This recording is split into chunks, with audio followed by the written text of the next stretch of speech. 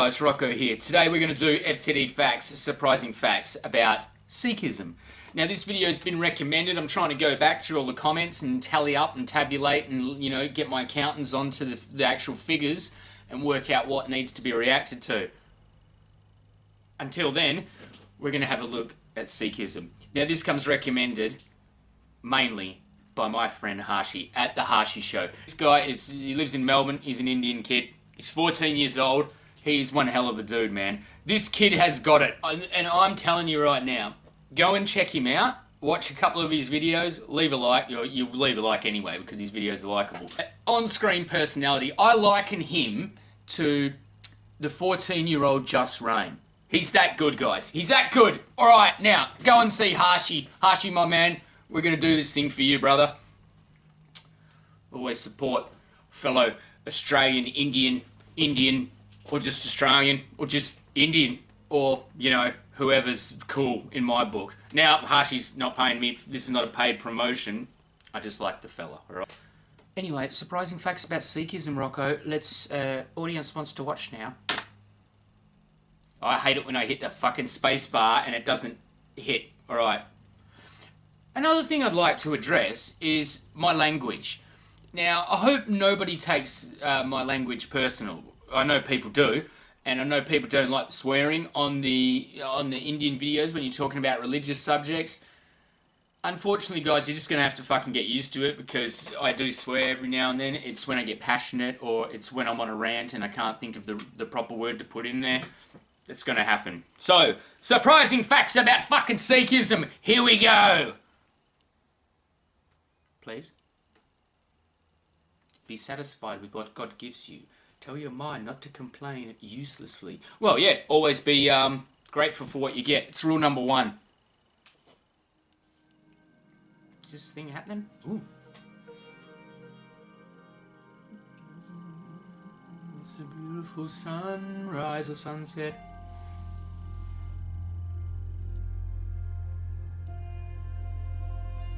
Well, they get you into Sikhism, it, which began in India's Punjab region in the 1400s, is the world's 5th largest religion. Sikhism is a monotheistic faith, which is a belief in the existence of one God. As you will see during the course of this episode, Sikhism truly is a distinct religion with its own unique divine scriptures and beliefs. Thanks for joining us here on another episode of FTD Facts. My name is Leroy Kenton, and I'm going to be sharing with you some facts about Sikhism. A lot of you guys have been requesting it ever since we started our religious video series. Balbir Singh has requested it, Jay Sin, Onkar Singh, Harman Brar, as well as a bunch of other people were asking for us to do video on Sikhism. Harman Brar? Okay, Where's so you guys Harman can Brar? stop yelling in the comments. We finally have the video. Get ready to learn a lot. Sikhism, you! And before we... Whoa! Mid-roll lad. That ain't cool. Damn you, FTD. You've just created some Rocko editing. Get into the facts, let me know, guys, if you had to choose, what other religion would you choose to be? And if you're not religious, what religion would you just be? Let me know down below. All right, guys. Yeah, well, you know, when it comes to religion, SgtRocko is, you know, I'm a Christian. That's just all there is to it. I wouldn't choose to be any other religion. Don't need to be. I'm happy with Christianity. And apart from that, why would you change? It's like changing with the football team if it's losing. You gotta stick with them, mate. You never quit anything. I've never quit anything in my life. All right, let's do this. The religion of Sikhism was founded by Guru Nanak, and it's based on his teachings and that of 9 other Sikh gurus who followed him. They remain Guru nameless. Nanak was born in 1469 in what is now Pakistan. At the age of 30, he mysteriously disappeared for 3 days. When he reappeared, he began to preach the Sikh faith, and he spent the rest of his life teaching, writing, and traveling around the world to discuss the religion with Muslims and Hindus. Guru Nanak has been called one of the greatest religious innovators of all time. He's up there, for sure. Now, in the Sikh faith, there are 10 gurus, and those include Guru Nanak, which is Sikhism's founder, Guru Angad, Guru Amar Das, Guru Ram Das, Guru Arjan Dev, Guru Hargobind, Guru Har Rai. There's also Guru Har Krishna, there's Guru Teg Bahadar, and Guru Gobind Singh, the last human guru. Last human? Okay, so now let's talk about the Sikh concept of God. The concept of God is different in Sikhism than other religions. It is also known as Ik Onkar, or one constant. It's found in the Gurmukhi script that God has no gender in Sikhism, although many translations represent God as a male. It is also Akal Purkh, beyond time and space. You see that? Straight away, the original belief was that God has no gender, but the translations translate to male. It's always lost in translation, isn't it, guys? They lose the message. Nirankar, without form. Now, I'm sure some of you who may not be familiar with the Sikh religion may be wondering, what book or books do they use in their religion? The Sikh scripture is a book called the Guru Granth Sahib. The book is a collection of teachings and general guidelines of how Sikhs should live their lives by Guru Nanak, as well as the other gurus. The scriptures are written in the Punjab language and are greatly respected by Sikhs all over the world. You'll find that when you visit a Gurudwara, which is the place where Sikhs worship, the holy book is kept on a raised platform under a canopy. The Sikhs take their shoes off in the presence of the holy book and also never turn their back to it. And at every major Sikh festival, they read the book all the way through, which takes them roughly 48 hours. Hey, did you know another interesting fact I learned, that where you look at Jerusalem on the map, all writing for all nations lead towards it. So the ones on the left write from left to right of Jerusalem on the map. And interesting fact, don't know what you're going to do with it, but hey. And another fact relating to their holy book, the 10th Guru, Gobind Singh, as the last Guru of the Sikhs in human form, Guru Gobind Singh appointed the sacred Adi Granth, the first book, as his successor, so that after him there would be no more human gurus. The Adi Granth was the first edition of the book, compiled by the 5th Guru, Guru Arjan. This ensured that the book would be treated with the same respect a human guru is treated with. He also created the Khalsa, which is a spiritual brotherhood and sisterhood devoted to the purity of thought and action. He gave the Khalsa as a distinct external form to remind them of their commitment. It was also given to help them maintain an elevated state of consciousness. Now, as I was saying earlier, the community of men and women that are initiated into the Sikh faith is known as the Khalsa, the community of the pure.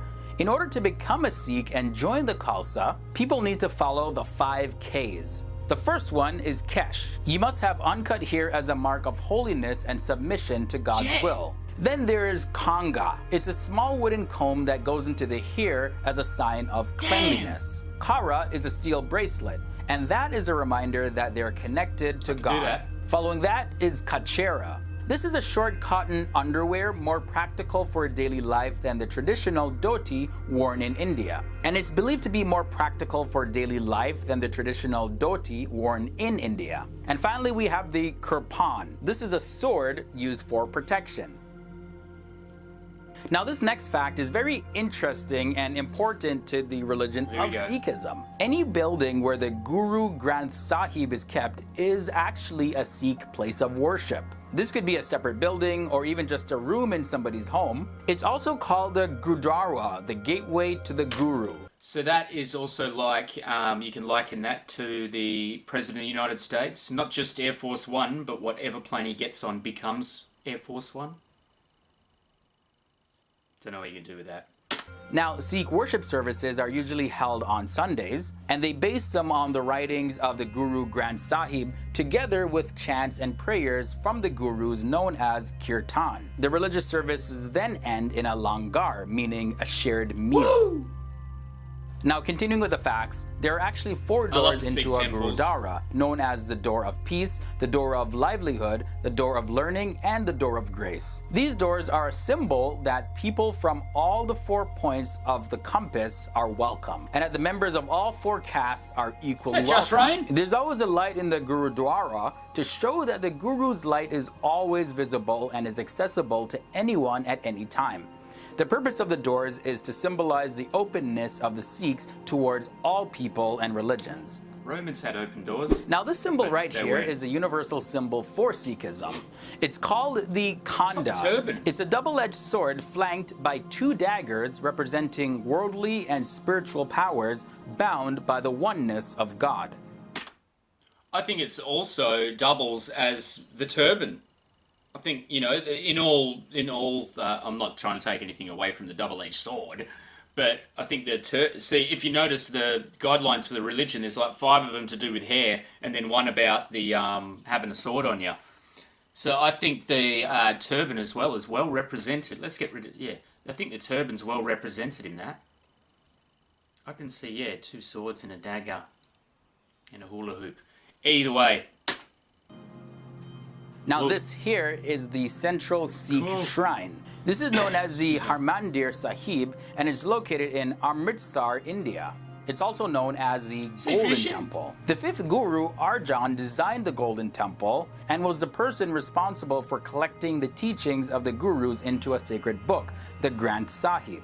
The Sikhs also have 5 seats of authority known as the Takhts, which literally means a throne or a seat of authority. These are the 5 Gurudwaras that have special significance for the Sikh community. The first and most important one is the Akal Takht, which is literally translated to the throne of the timeless God, and that is situated directly across from the Golden Temple. Village with all them lights going. Okay, now coming down to the end of this video, let's talk about some of the greetings in Sikhism. Here's some of the traditional greetings used by Sikhs. Waheguru Ji Ka Khalsa, Waheguru Ji Ki Fateh, which means the Khalsa belongs to God, victory belongs to God. Another traditional greeting is Sak Sri Akal, and that means immortal God is truth. Be sure to give this video a thumbs up for my pronunciation, yeah! Do we? Most of the world's 25 million Sikhs live in India, but more than 500,000 of them live in the United States. The first Sikhs came to the US about 100 years ago. They are mostly concentrated on the coasts of the US, with a large Sikh population in Queens, New York. There are over 30 million Sikhs worldwide. Sikhs also live in just about every major country around the world. Quite a few. We've got a temple. And that concludes this episode on Sikhism. Definitely was not even anything close to the amount of knowledge and information that we have on Sikhism. But this was a little taste, so let me know all your thoughts and comments down below. Yeah, there you go, guys. Well, you know, Grammarly, we're not going to plug them until they decide to sponsor SgtRocko. That's all there is to it. Grammarly, come on, give us a call. Anyway, that was FTD Facts. You know, surprising stuff about Hindu. That was FTD Facts, surprising facts about Sikhism. Now, seems great. Unfortunately, there's no way SgtRocko will be converting because it has way too much stuff to do with hair.